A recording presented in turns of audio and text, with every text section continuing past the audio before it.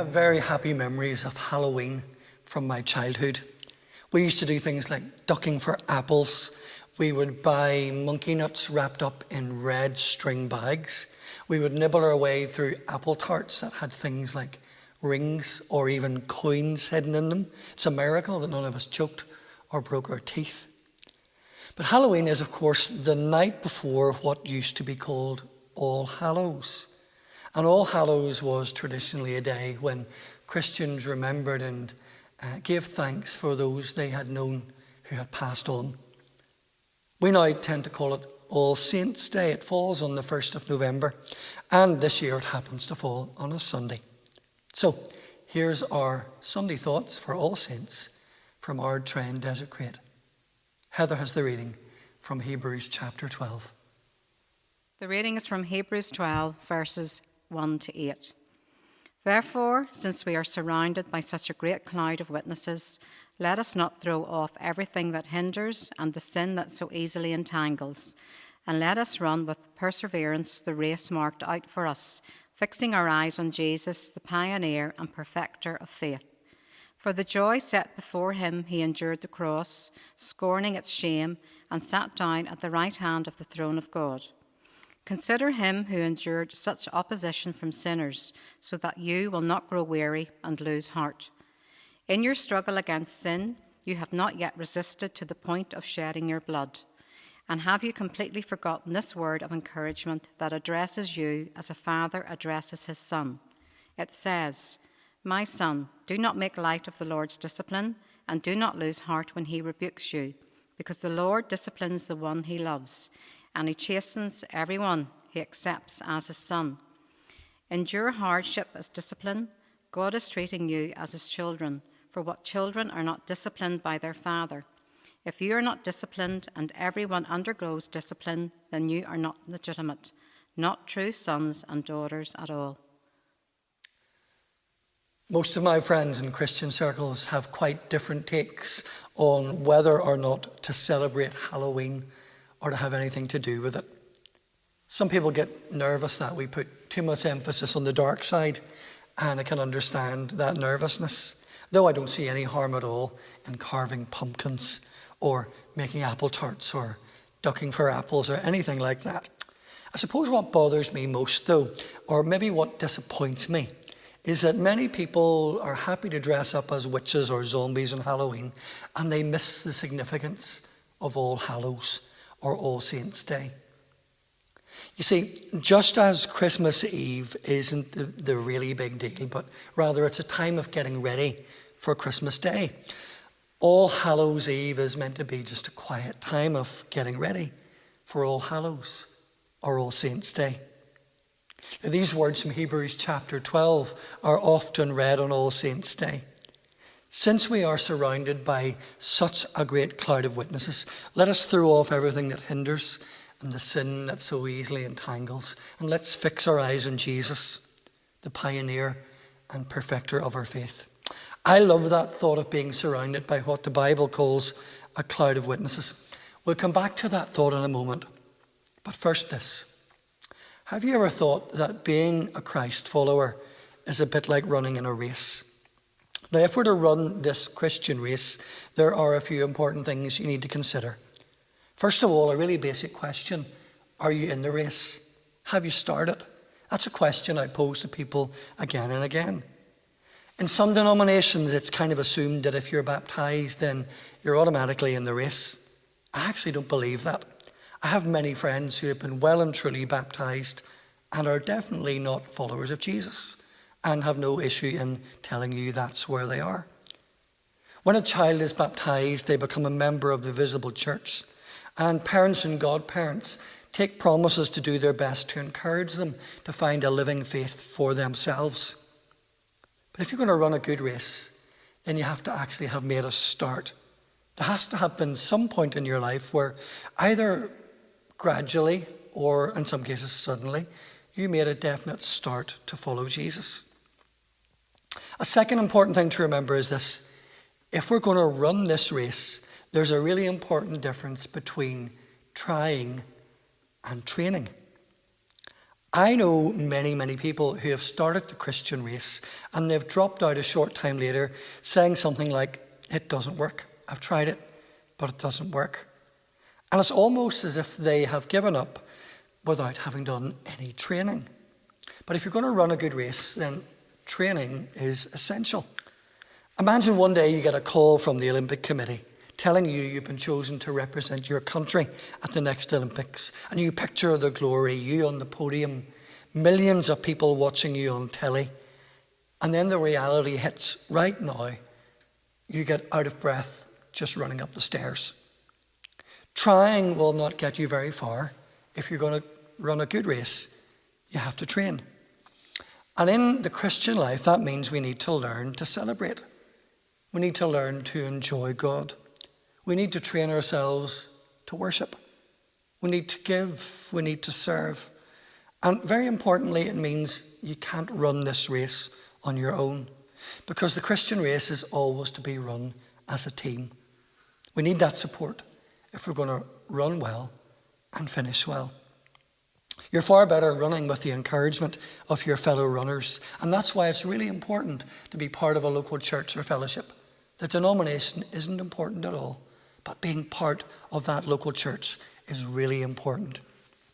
Now, the writer to the Hebrews reminds his hearers that they are surrounded by a great cloud of witnesses.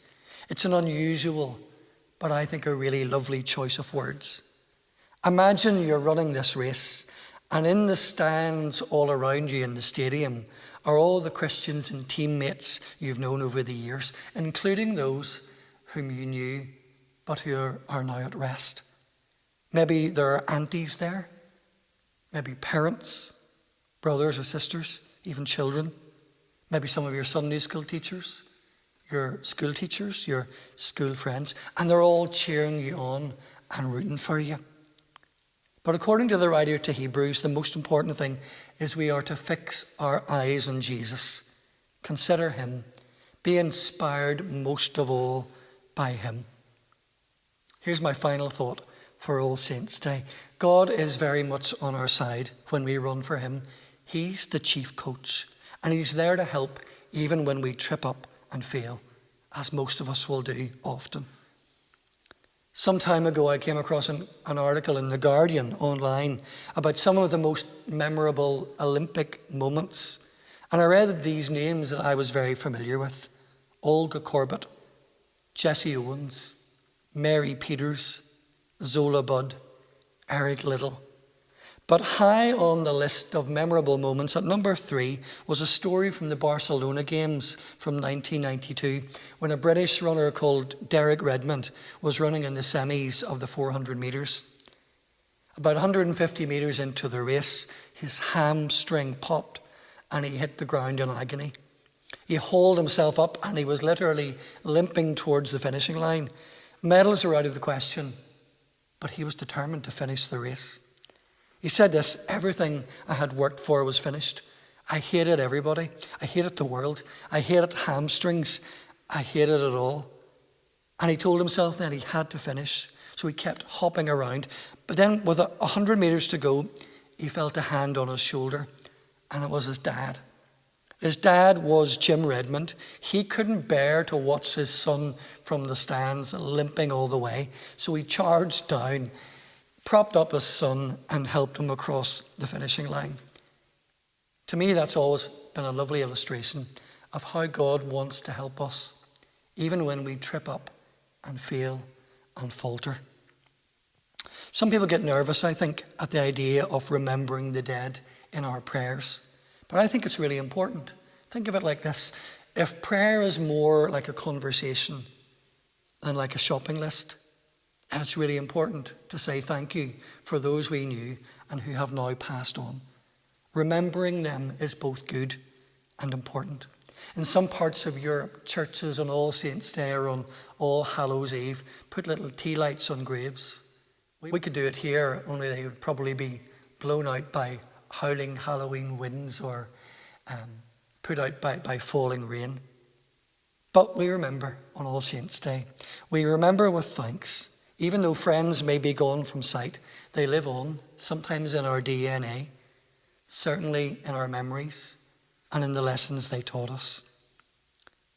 A few years ago, I spent a very cold February day in a recording studio in Dublin. I'd spent all day in a soundproof booth where no one could either hear me or see me, and some of my friends think that's a very good start. But at the end of the day, it was about 10:30 at night, we were sitting in the control room with the engineer who hears everything. And we were listening to our friend Jonathan Ray recording the piano part for a song he'd written for his dad after his dad's passing. It was a beautiful accompaniment. And later on, Sylvia Burnside would add the vocal, and the New Irish Choir and Orchestra would add the finishing touches. It's a really fitting song for All Saints' Day.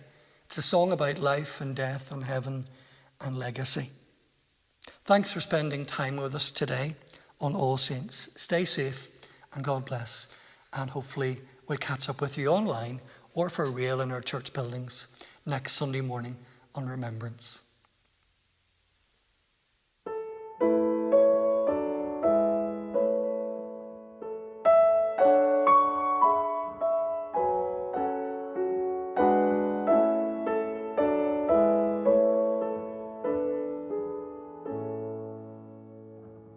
When all my words are said and all my days are ended, my eyes shall see the light of earth no more. My soul shall journey on to greater light eternal. A better home awaits on heaven's shore. Oh, the glory, oh, the honor, to behold the one I love, my Creator, my Deliverer, my Perfecter, my reward. All my troubles then forgotten, all my pain will then be gone, and I will gaze in adoration at my Lord. And when my loved ones speak of how I lived among them, I pray they will recall my heart was yours. A life defined by grace, a legacy of service, who loved and gave and lived to honor God. Oh, the glory, oh, the honor, to behold the one I love, my Creator, my Deliverer, my Perfecter, my reward. All my troubles then forgotten, all my pain will then be gone, and I will gaze in adoration at my Lord.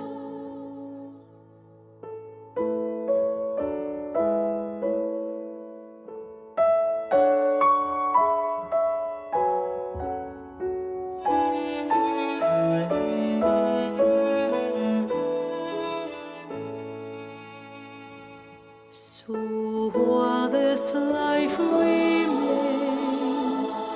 help me to bear your image and give my all to follow in your way. Each heartbeat comes from you, so take my hopes and passions to serve your kingdom's purpose every day.